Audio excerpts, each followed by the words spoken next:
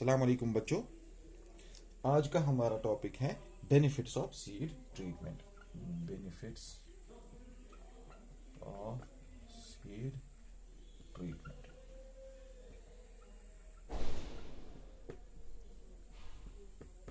अब हमने जो सीड ट्रीटमेंट किया, अब उसके कुछ बेनिफिट्स है।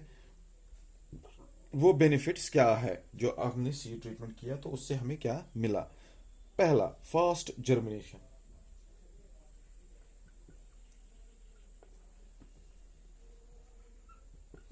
फास्ट जर्मिनेशन का मतलब तो आपको पता ही होगा। हमने सीड सो किया, जो रिजल्ट्स हमें आते हैं जल्दी आते हैं। फॉर एग्जांपल हमने सीड हमने सो किया सॉइल में, तो वो जल्दी डेवलप हो गया इन ए प्लांट। कुछ ही टाइम में वो जर्मिनेट हो गया, उसको बोलते हैं फास्ट जर्मिनेशन। ठीक है। दूसरा होता है हमारा growth and development of crop. Growth and development of crop. हमारा जो क्रॉप है, it helps in protection of seeds और seedlings from early season diseases and insect pests. तो इंसेक्ट्स पेस्ट से हमें ये दूर ही रहते हैं। तो फिर क्या करते हैं हम? प्रोटेक्ट सीड्स और seedlings from early season diseases. ये हमारे जो हमारी अर्ली डिजीजेस होती है हमारे सीड में, तो ये प्रोटेक्ट करता है उनको। और ग्रोथ हमारी जो होती है सीड और डेवलपमेंट जो उसका होता है, वो क्रॉप का बहुत तेज होता है जब हम सीड ट्रीटमेंट रखते हैं करके सीड्स को। अब तीसरा पॉइंट हमारा आता है यहाँ पे, मेंटेन प्रोडक्टिविटी। क्या करता है ये? मेंटेन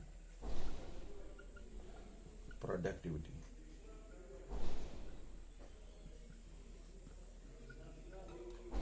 इसका मतलब क्या होता है मेंटेन प्रोडक्टिविटी? जो हमारी प्लांट पॉपुलेशन है पर यूनिट एरिया की, प्लांट पॉपुलेशन जो है हमारी फील्ड में, plant population per unit area की, वो बढ़ाता है इसी treatment. And this result in high productivity. जब हमारी plant population per unit area ज्यादा हो गई, उसका मतलब होता है हमारी प्रोडक्टिविटी इंक्रीज हो गई। ये हो गया इसका तीसरा पॉइंट। अब है फोर्थ पॉइंट। फोर्थ पॉइंट क्या है हमारा? Seed inoculation. Seed inoculation. Seed inoculation में क्या करते हैं? जो राइजोबियम होता है, राइजोबियम इनोकुलेशन होता है, वो improves the nitrogen fixation capacity of the leguminous plants. जो हमारे लिग्यूमिनस प्लांट्स होते हैं, जो क्या बोलते हैं इसको, जो अपना नाइट्रोजन बनाते हैं, खुद ही बनाते हैं थ्रू नोड्यूल फॉर्मेशन जिनमें होता है, उसमें हम क्या करते हैं? उसमें हम राइजोबियम इनोकुलेशन करते हैं पहले। उससे क्या होता है? उससे उनका एनहांस हो जाता है, नाइट्रोजन फिक्सेशन जो होती है वो एनहांस हो जाती है उससे। और हमारा जो प्लांट है वो ग्रो करता है और प्रोडक्टिविटी उसकी इंक्रीज हो जाती है। उसको बोलते हैं इनोकुलेशन, राइजोबियम इनोकुलेशन। राइजोबियम डालते हैं इसमें, उससे हमारे जो नाइट्रोजन फिक्सेशन होती है वो जल्दी हो जाती है और नाइट्रोजन अवेलेबल हो जाता है प्लांट को, और वो प्लांट जल्दी जल्दी ग्रो करता है। Enhances crop performance. ये है हमारा फोर्थ पॉइंट। क्या है फोर्थ पॉइंट इसमें? Enhances enhances crop performance. Crop performance. Performance में क्या होता है? जब हम केमिकल ट्रीटमेंट करते हैं तो प्लांट ग्रोथ जो होती है, उनके हार्मोन्स जो होते हैं वो एनहांस हो जाते हैं, और क्रॉप परफॉर्मेंस जो होती है ड्यूरिंग द ग्रोइंग सीजन वो इंक्रीज हो जाती है। ठीक है। इसका मतलब हो गया, जो हमारी क्रॉप ग्रोथ है वो एनहांस हो जाती है जब हम केमिकल सीड ट्रीटमेंट करते हैं या chemical treatment by use of plant growth hormones करते हैं। इसमें यूज होते हैं plant growth hormones as chemicals, और ये इंक्रीज करते हैं हमारी ग्रोथ और प्रोडक्टिविटी। अब सिक्स्थ वन इंपॉर्टेंट जो है इसमें वो है control of infestation, control of infection, sorry, control of infection, control of infection, जो आपको मैंने पहले भी बोला, पहले इससे पहले वाले लेक्चर में, कंट्रोल ऑफ इन्फेक्शन। इससे क्या हो, जब हम केमिकल यूज करते हैं, केमिकल सीड ट्रीटमेंट करते हैं, तो हमारा जो प्लांट होता है या हमारा जो सीड होता है वो इन्फेक्शन से, वो सीड इन्फेक्शन से दूर रहता है, उसको कोई इन्फेक्शन नहीं होता है। ना तो एक्सटर्नल इन्फेक्शन आता है ना तो इंटरनल इन्फेक्शन आता है, क्योंकि हमने क्या किया होता है, हमने ऐसे केमिकल्स यूज किए होते हैं जो पैथोजेंस को मारते हैं, इंसेक्ट्स को मारते हैं और प्यूपाज को मारते हैं। हो गया ये। अब है इसका last one, seventh one. Seventh one क्या है, protection from disease and pests, जो मैंने आपको बोला था इससे पहले भी। सेवंथ वन है प्रोटेक्शन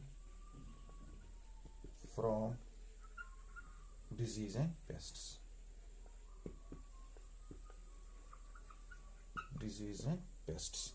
इसका क्या होता है, जो हमारे इसमें इट प्रोटेक्ट्स यंग सीडलिंग्स और अडल्ट प्लांट्स जो होते हैं हमारे, या तो यंग सीडलिंग्स जो होती है, छोटे छोटे जो नौनिहाल पौधे होते हैं, ओ या तो उनको, या तो फिर अडल्ट प्लांट्स को जो बड़े होते हैं, against attack from seed borne disease और सीड बोर्न और एयर बोर्न पेस्ट्स। जो होते हैं एयर बोर्न पेस्ट या सीड बोर्न पेस्ट, वो जो अटैक करते हैं हमारे इसको क्रॉप को, ये उससे बचाता है सीड ट्रीटमेंट हमें। तो ये हो गए इसके साथ बेनिफिट्स। अब हम प्रिकॉशंस क्या होने चाहिए हमें जब हम सीड ट्रीटमेंट करते हैं, तो उसके लिए कुछ प्रिकॉशन मेजर्स होते हैं। तो what are the precautionary measures, precautionary measures, precautionary measures में हम क्या करते हैं, पहला, the recommended quality of chemical should be used for seed treatment. जो पहला जो केमिकल हमें चाहिए वो क्वालिटी का होना चाहिए, गुड क्वालिटी। जो हम सीड ट्रीटमेंट में केमिकल यूज करते हैं वो गुड क्वालिटी का होना चाहिए। दूसरा प्रिकॉशन, जब भी हम कोई है ये यूज करते हैं केमिकल या कुछ, तो हमें हैंड ग्लव्स लगा के होने चाहिए, हैंड ग्लव्स, क्योंकि ये जहर होता है, हमें हैंड ग्लव्स यूज करना होता है। तीसरा,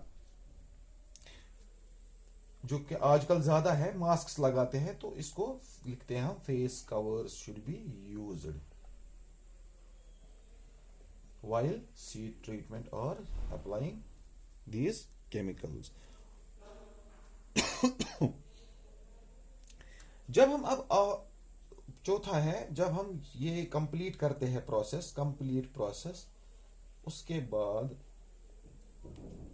हमें अच्छे से अपने हाथ हैंड वॉश करना होता है, अच्छे से अपने हाथ धोने होते हैं और सोप यूज करनी होती है, सोप यूज करनी होती है हैंड वॉश के लिए।